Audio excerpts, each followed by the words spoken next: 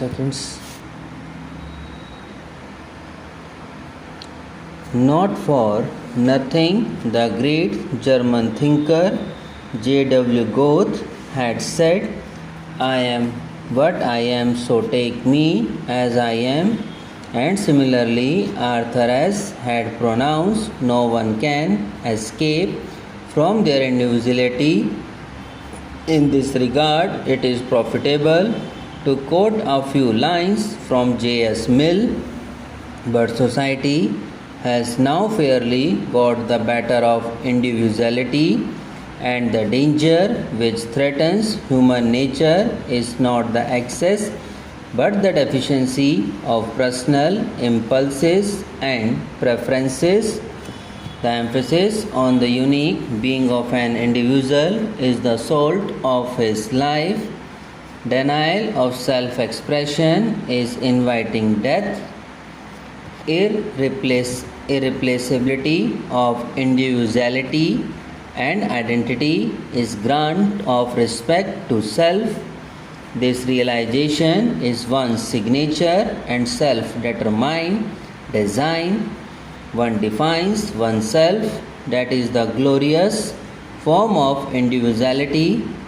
In the present case, our deliberation and focus on the said concept shall be from various spectrums. Shakespeare, through one of his characters in a play, says, "What's in a name? That which we call a rose by any other name would smell as sweet."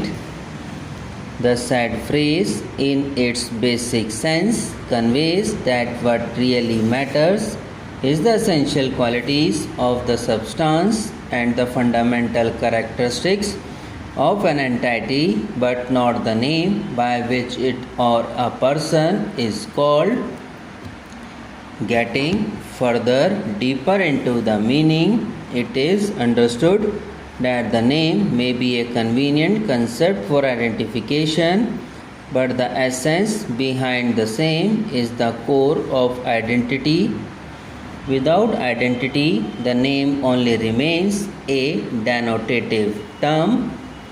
Therefore, the identity is pivotal to one's being. Life bestows honor on it and freedom of living as a facet of life expresses genuine desire to have it. The said desire, one is inclined to think, is satisfied by the conception of constitutional recognition, and hence emphasis is laid on the identity of an individual which is conceived under the Constitution, and the sustenance of identity is the filament of life. It is equivalent to authoring one's own life script where freedom broadens every day. Identity is equivalent to divinity. The overarching ideals of individual autonomy and liberty, equality for all without discrimination of any kind, recognition of identity with dignity and privacy of human beings constitute the cardinal four corners of our monumental Constitution, forming the concrete substratum of our fundamental rights that has eluded certain sections of our society who are still living in the bondage of dogmatic norms. Social exclusion, identity, seclusion, and isolation from the social mainstream are still the stark realities faced by individuals today, and it is only when each and every individual is liberated from the shackles of such bondage and is able to work towards full development of his personality that we can call ourselves a true free society.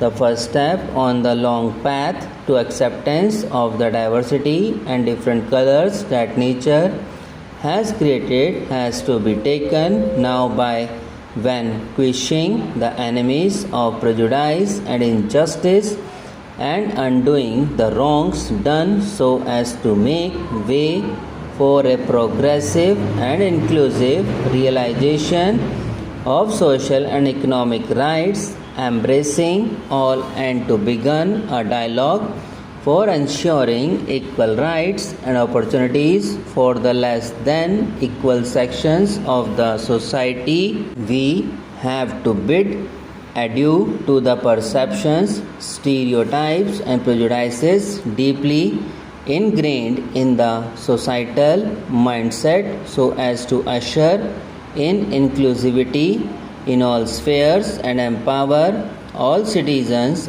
alike without any kind of alienation and discrimination.